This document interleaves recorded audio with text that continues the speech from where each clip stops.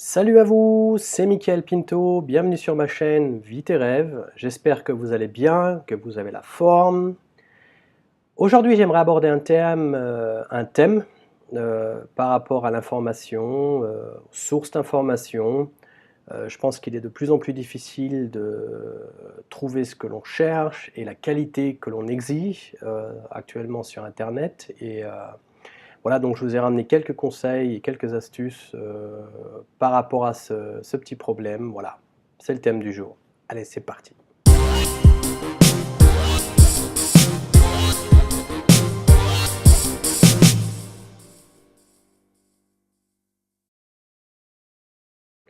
Alors tout d'abord, j'aimerais aborder les différentes sources d'informations dont on dispose à l'heure actuelle. Alors tout d'abord, on a les livres et depuis quelques années les e-books, hein, donc ces livres électroniques qu'on peut lire avec une tablette, que ce soit un iPad ou alors un Samsung.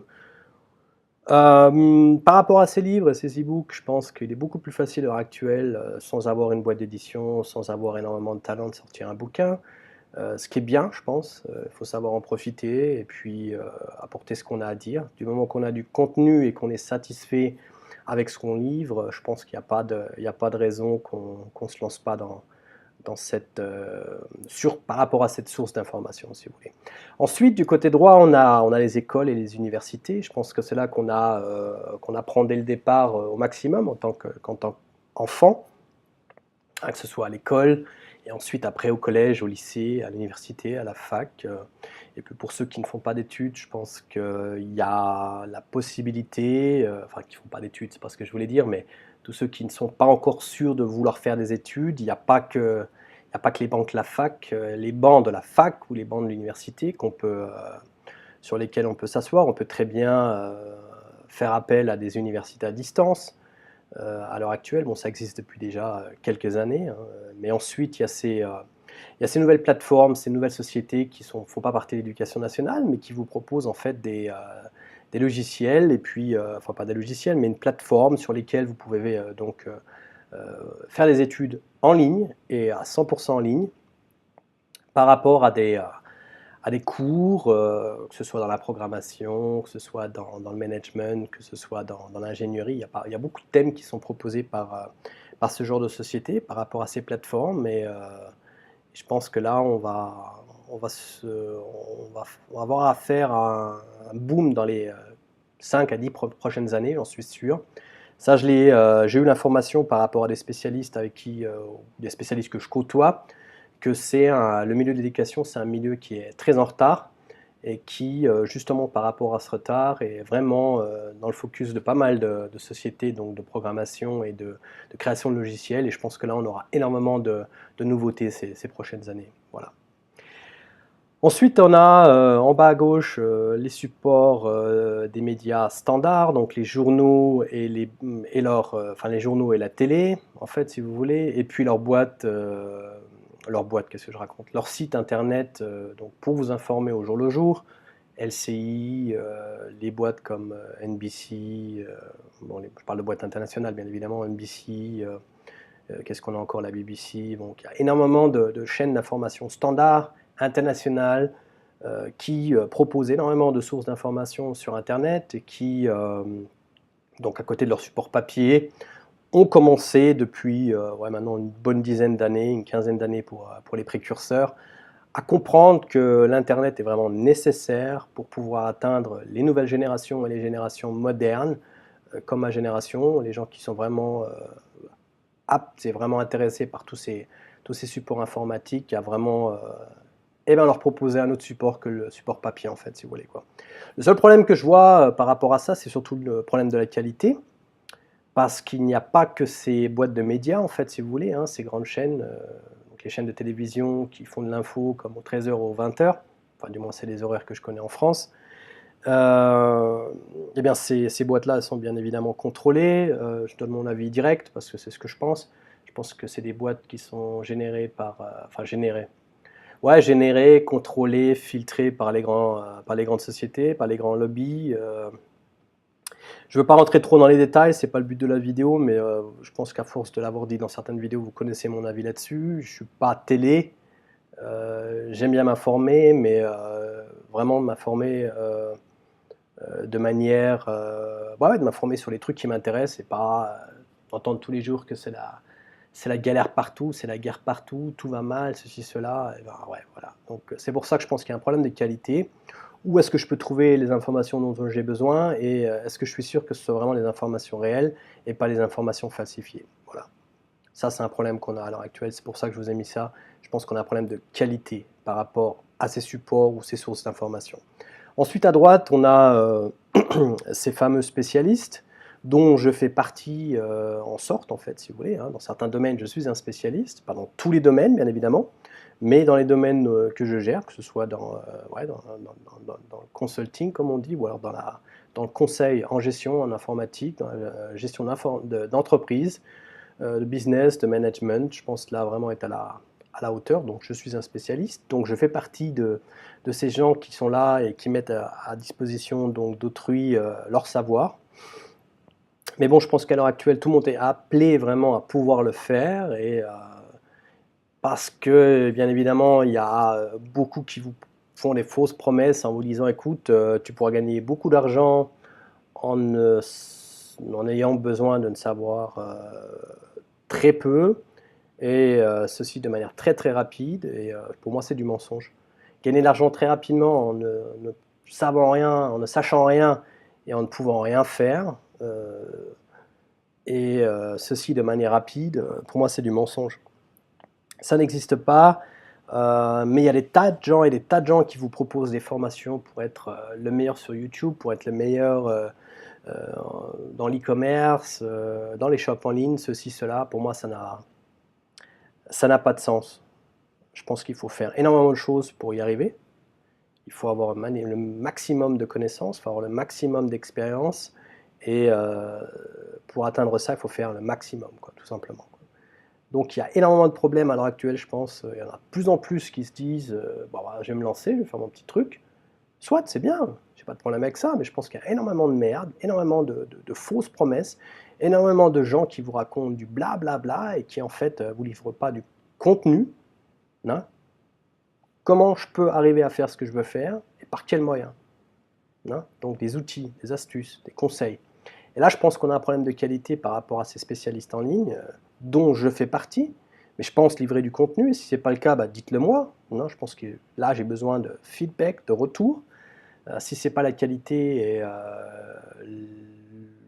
le type d'information que vous attendez, en fait, si vous voulez, quoi, pour pouvoir vous lancer, pour pouvoir réussir dans ce que vous faites, pour pouvoir vivre vos rêves, tout simplement. Quoi. Voilà. Donc je pense que par rapport à ces spécialistes en ligne, ces infopreneurs, et puis tous ceux qui font de l'e-commerce et tous ceux qui font les thèmes qui sont vraiment in en ce moment, comme on dit, les thèmes vraiment hype, hein, je pense que là, on a énormément de problèmes. Quoi. Donc c'est pour ça que j'ai mis ces deux sources d'informations vraiment avec un point d'exclamation, parce que je pense qu'on a un problème de qualité. Voilà. Alors ensuite, c'est pour ça qu'il y a un plus au milieu de cette dia, on a toutes les plateformes actuelles sur lesquelles par rapport auxquelles on a, donc accès à l'information, que ce soit des informations visuelles, des informations textuelles, que ce soit, bon, on a le petit appareil photo d'Instagram, on a le petit oiseau de Twitter, on a des plateformes de sharing, comme on dit, donc d'échange, et puis des plateformes et des logiciels, donc comment ça se dit en français, ouais, pour pouvoir partager en fait, hein, donc des supports de partage, hein, que ce soit des documents, des dossiers, voilà, donc des informations en fait, si vous voulez quoi. On a le G+ de Google+, on a LinkedIn, donc qui est une plateforme pour les professionnels, donc c'est un réseau social donc pour les professionnels, LinkedIn. Je suis dessus, je vous le conseille pour tous ceux qui sont dans le business. On rencontre énormément de gens, on peut suivre des gens connus, donc des mentors.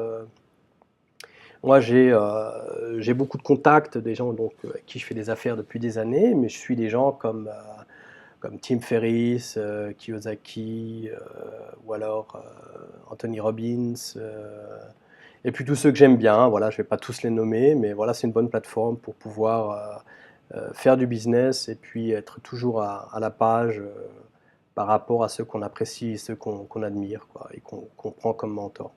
Et puis évidemment, Facebook, je pense qu'on n'a pas besoin de parler de Facebook, mais Facebook devient de plus en plus une plateforme, c'est pas seulement du réseau social, c'est une plateforme marketing, c'est une plateforme de publicité, c'est une plateforme pour faire du business, c'est génial en fait, tout simplement, quoi. Quand on réfléchit, je pense que Facebook à côté de YouTube, YouTube je ne vous l'ai pas mis, mais je pense qu'on n'a pas besoin d'en parler, YouTube, donc Google et Facebook, pour moi c'est le top 2 par rapport aux sources d'information.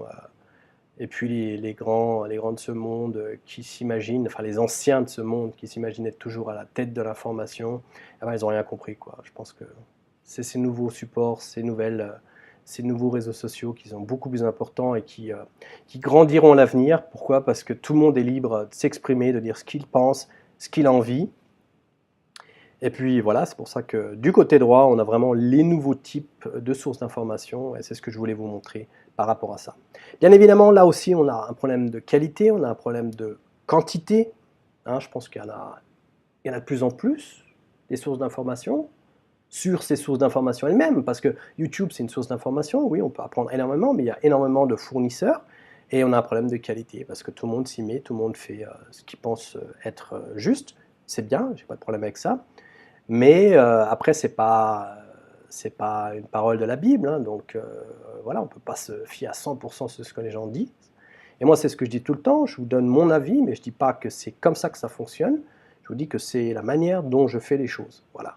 Donc, hein, pour recibler ou replacer les choses telles qu'elles sont, c'est ce qu'il faut dire, et pas dire, voilà, celui-là raconte des conneries, celle-ci c'est une connasse, ceci, cela. Non, on donne son avis, mais c'est pas la bonne parole, en fait, si vous voulez, quoi. C'est ça le problème qu'on a, c'est qu'on ne peut pas se fier à 100% là-dessus. Donc à la fin, il faut savoir gérer le bon du mauvais, le pour, le contre, et puis trouver son chemin.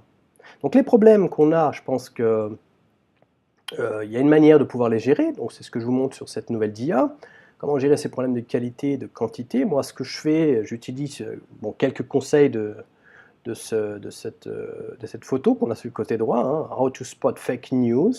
Donc, comment focaliser et repérer les informations falsifiées. Je pense qu'il faut déjà, premièrement, comme c'est marqué en haut à gauche, consider the source. Alors, regarde la qualité et prends en considération en fait, la source des informations. Quelle est la source? Qui livre cette information? Est-ce que c'est une boîte d'informations dont on connaît la réputation? Est-ce que c'est une bonne réputation, une mauvaise réputation? Est-ce que c'est une personne qu'on ne connaît pas? Donc, check the author. Alors, qui est l'auteur, en fait, à la base? Non? Check the author. Alors, qui a écrit cet article? Qui a écrit ou qui a partagé cette information? Qui a généré cette information? C'est important.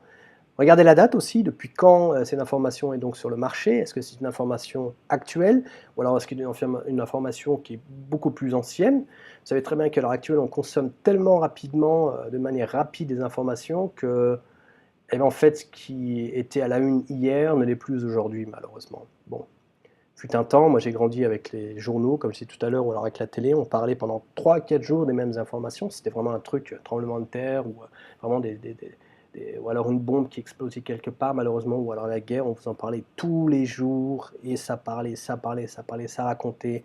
Pourquoi? Parce qu'on n'était pas friand de nouvelles informations. À l'heure actuelle, on est tous friands de ce type d'informations. Et ne me dis pas qu'on ne l'est pas.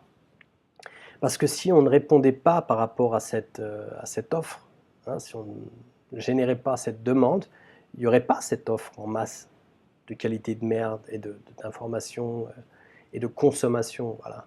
Si on ne réagissait pas comme on le fait à l'heure actuelle, il y aurait beaucoup moins de problèmes de qualité, beaucoup moins de problèmes de quantité, hein. Donc en fait, voilà quoi.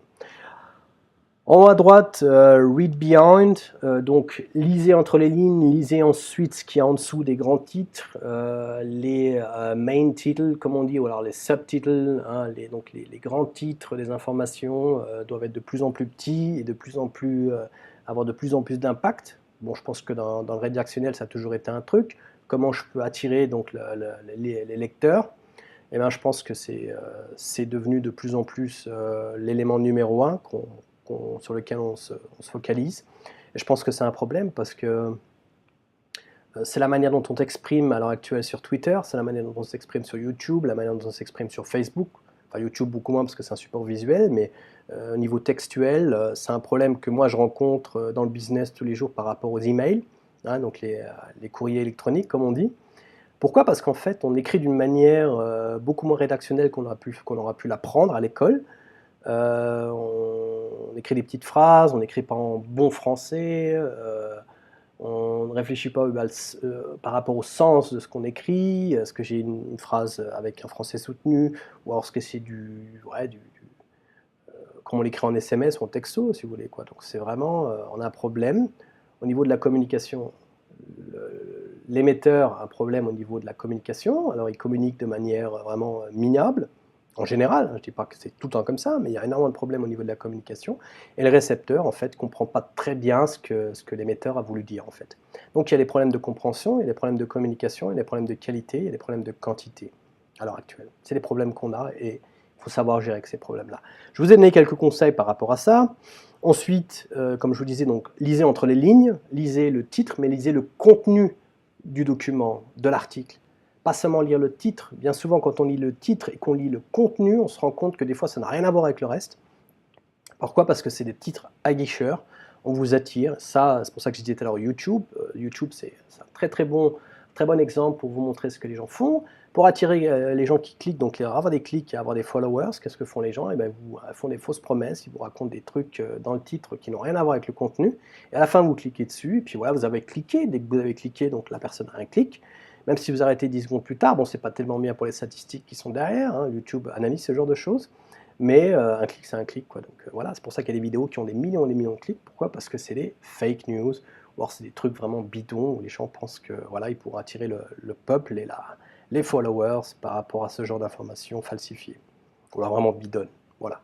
Mais c'est comme ça que ça fonctionne, c'est comme ça qu'est le marché à l'heure actuelle. Et puis je pense qu'on est un peu comme au départ au niveau des déplacements en voiture. À l'époque, il n'y avait pas de feu, il n'y avait pas le code de la route. Les premières voitures, que ce soit Benz ou alors Citroën, quand ils se baladaient dans leur pays, dans leur propre pays, ben voilà, il n'y avait pas tout ce qu'il fallait, toute l'infrastructure derrière. Et il y a énormément de problèmes, il y a énormément d'accidents, il y a énormément de défis. Et voilà, et je pense qu'on est au début de cette période, de cette nouvelle révolution électronique. Et je pense qu'il nous manque énormément de barrières d'autoroute pour pouvoir un chemin, un fil rouge pour pouvoir savoir où vont les choses, quoi. Voilà. Je ne vais pas annoncer ou alors vraiment vous lire tous les 8 conseils qu'il y a là-dessus, parce que je pense que voilà, je pense que vous êtes capable de lire vous-même. Ce qui est important, c'est ce qui est marqué en bas à droite, ce que je ne vous ai pas raconté jusqu'à maintenant, c'est faites appel à des experts. Regardez à qui vous avez affaire. Est-ce que cette personne a de l'expérience? Est-ce que cette personne sait de quoi il parle? Est-ce que cette personne me donne une certaine confiance? Est-ce que cette personne sait s'exprimer? Est-ce que cette personne a des exemples bien concrets, vraiment, est-ce qu'il apporte une valeur ajoutée par rapport à ce qu'il raconte? Et je pense que c'est ça qu'il faut faire au départ. Apprendre à filtrer et analyser ce qu'on nous propose. Et si on le fait et qu'on le fait de manière régulière, on aura beaucoup moins de problèmes qu'on ressentira par rapport à la qualité ou alors à la quantité, parce qu'on aura filtré, donc il y en aura beaucoup moins donc des articles et des sources d'informations qui seront relevants, donc qui seront de relevance pour soi-même en fait. Voilà. Alors, dans cette dia, je vous ai remontré à nouveau donc, les différentes sources d'informations sur le côté gauche. Quand on les met ensemble, qu'est-ce qu'on a donc, comme résultat? C'est déjà dit auparavant, mais je voulais le mettre de manière visuelle. On a un problème par rapport à la quantité et la qualité. Hein, on ne sait plus où donner de la tête, on ne sait plus sur quoi se concentrer, et je pense que c'est un énorme problème à l'heure actuelle. Et alors la question qui se pose, c'est comment gérer ce problème? Et là, je vous ai ramené une dia avec quelques informations. Voilà, c'est parti par rapport à ça. D'un côté, on a le consommateur. Hein, donc vous qui me regardez, si vous êtes un consommateur plus un consommateur qu'un fournisseur, donc c'est à vous que je m'adresse par rapport à ce petit conseil, ces petits conseils ou ces petites astuces. Premièrement, comme je vous l'ai déjà dit auparavant, et je le redis à l'heure actuelle, parce que je pense que c'est vraiment le message de cette vidéo, hein, analyser, analyser, analyser. Donc analyser, qu'est-ce que ça veut dire par là? Je vous ai ramené quelques questions que vous pouvez vous poser. Qu'est-ce que je cherche? Qu'est-ce que je recherche sur Internet? Ou alors sur ces sources d'informations? Quel est mon but? Qu'est-ce que je veux atteindre comme but? Qu'est-ce que je recherche? Posez-vous la question et répondez bien évidemment à cette question. Ensuite, qui propose quoi? Quelle chaîne d'infos? Quel site internet? Quelle chaîne YouTube? Quel site Facebook? Quel blog? Etc. etc. Filtrer, filtrer, filtrer, c'est le deuxième conseil. Non? Donc, le deuxième conseil, filtrer, donc analyser, filtrer. Les questions, est-ce que je cherche de l'information gratuite ou est-ce que je cherche de l'information payante? Non? Parce que pour moi, l'information, c'est le thème en général, mais sous les informations, il y a bien évidemment les informations actuelles, donc les news, comme on dit, mais il y a les informations donc spécialisées dans certains domaines, donc qui sont ouais, de la connaissance, en fait, hein, donc de l'infoprenariat, comme on dit, dont je fais partie, et c'est là que je veux aller, vraiment, dans l'avenir. Proposer mes connaissances en tant qu'information sur des supports, que ce soit visuel ou alors en formation, par exemple. Et voilà, alors la question qui se pose, vous, consommateurs, pardon, est-ce que vous voulez du contenu gratuit ou alors du contenu payant? Il faudra bien se dire que si vous prenez du gratuit et du payant, normalement, vous aurez une autre qualité. Hein, donc, puisqu'on parlait d'un problème de qualité, posez-vous la question, est-ce que je veux du gratuit, donc moins bonne qualité, ou alors est-ce que je veux du payant, vraiment j'aurai la qualité supérieure, en général. Et normalement, c'est ce qu'on attend. Mais c'est malheureusement pas toujours comme ça. Pourquoi? Parce que tout le monde peut faire ce qu'il veut, et c'est bien d'un côté, mais d'un autre côté, c'est beaucoup plus difficile de trouver la qualité dans toute cette source de fournisseurs. Voilà. Ensuite, la question, c'est qui inspire confiance par rapport à tous ces fournisseurs? Qui m'inspire confiance? Qui donne l'impression de savoir de quoi il parle? Qui a de l'expérience? Et pas spécialement de l'expérience, on commence tout un jour ou l'autre. Hein. Moi, quand j'ai commencé, j'ai quand même fait mon business, j'ai pas été postulé partout en disant voilà, moi j'ai ceci, j'ai cela, j'ai tellement d'expérience, ceci, cela. On commence tous un jour ou l'autre. Un jour ou l'autre. Donc, il ne faut pas se baser que là-dessus, mais quelqu'un qui vous donne de la confiance, qui sait de quoi il parle et qui vous inspire la sensation d'être entre bonnes mains, voilà, au niveau de votre apprentissage, au niveau de votre bah, ouais, d'ingurgiter ces informations, eh bien faites-le et filtrez justement par rapport à tous ceux qui fournissent, ceux ouais, qui sont relevants pour vous, quoi. Voilà. Ensuite, la question du budget. Est-ce que vous avez un budget pour ces formations, pour ces informations? Non. Est-ce que vous voulez des informations payantes, mais alors à quel prix? Quel est votre budget? Hein, combien d'argent vous voulez mettre donc, pour avoir ces informations? Ensuite, vous avez le troisième conseil que je vous donne en tant que consommateur, c'est eh bien consommer. Consommer, consommer, consommer, hein, parce que je suis fournisseur, parce que je pense que le meilleur moyen de savoir si quelqu'un est à la hauteur, c'est d'essayer. Alors bien évidemment, si vous avez quelqu'un qui vous propose des formations, alors des informations sous type de formation, des webinaires, et qui vous demande directement 1000 ou 2000 euros pour un produit, essayez déjà de prendre un produit beaucoup moins cher et voyez ce qu'il livre. Si le contenu est à la hauteur, eh bien prenez peut-être un produit un peu plus cher. Vous ne lancez pas directement avec une grande formation avec 1000 produits ou 1000 trucs. Moi, je suis vraiment pour le type de produit qui, comment ça se dit déjà en français, quand on un bundle, quand on met les choses vraiment ensemble, un peu comme chez McDo quand on a un menu. Là, vous n'avez pas une frite, un sandwich ou alors un hamburger et puis un coca. C'est pareil, vous le prenez en menu. Et là, c'est pareil, c'est bien de mettre des choses en ouais, pacté. Hein, c'est un paquet en fait, si vous voulez, quoi. Faire un paquet d'offres, c'est bien, mais regardez toujours ce qu'on vous livre. Est-ce que vous avez vraiment besoin de tout ce qu'il y a là-dedans? Parce que tout ce que vous avez là-dedans, même si on vous dit c'est gratuit, gratuit, gratuit, vous le payez, bien évidemment. Hein, les gens ne travaillent pas à l'œil ou alors ils font de la perte. Quand vous avez un prix de paquet, c'est un prix, et le prix, tout ce qu'on vous donne gratuitement, c'est compris dans le prix, en fait, si vous voulez, quoi. Hein, c'est ça, c'est du marketing, c'est de la publicité, c'est comme ça qu'on apprend à faire du business au départ, et comment je peux prendre un produit et puis le commercialiser. Donc regardez bien par rapport à ce produit, est-ce que ce produit, il est consommable? Donnez votre point de vue par rapport à ce produit, à votre consommation. Est-ce que ce produit était consommable? Est-ce que ça m'a plu? Est-ce que ça a atteint, est-ce que ça a satisfait? Est-ce que ça a satisfait? J'ai du mal aujourd'hui. Est-ce que ça a satisfait vos attentes? Est-ce que vous êtes content avec le produit? Et est-ce que vous êtes prêt à donner donc une bonne appréciation par rapport à ce produit? Les points de vue, les retours, les feedbacks, c'est vraiment important en tant que consommateur, parce que vous avez d'autres consommateurs ou alors des gens qui hésitent encore, et de leur donner donc une opinion, alors une opinion. Et puis ça aide surtout les fournisseurs, donc ceux qui livrent les produits, que ce soit le produit en information, le produit en soi, donc pas un service mais un produit, donc que ce soit un logiciel ou alors que ce soit un produit en e-commerce, quoi. Si le produit est bon, comme on connaît sur Amazon, on va voir les appréciations, on va voir les notations, et puis on se dit ok, le produit a l'air de... Il y a des bons retours, je prends pas. Et surtout, ça aide le fournisseur à améliorer son produit.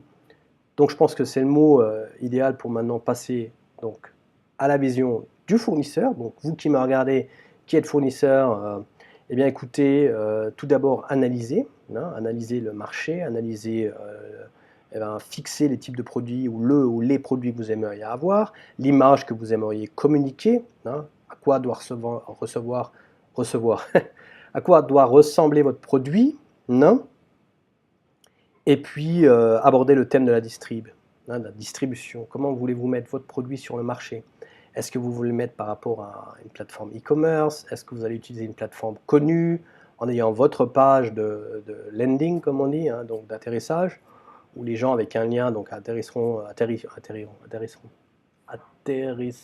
ouais, voilà, ouais, sur cette page, ou alors est-ce que vous voulez avoir votre propre site internet ou votre petit shop en ligne? Posez-vous la question, analysez la situation. Plus vous serez concret, plus vous serez derrière ce que vous faites et vous l'aurez vraiment fait de manière concrète et qualitative, plus vous aurez de résultats qualitatifs à la fin et plus vous proposez la qualité. Voilà. Si on le fait dès le départ, on aura de la qualité à la fin. C'est pour ça qu'il faut commencer dès le départ à se focaliser sur le thème de la qualité.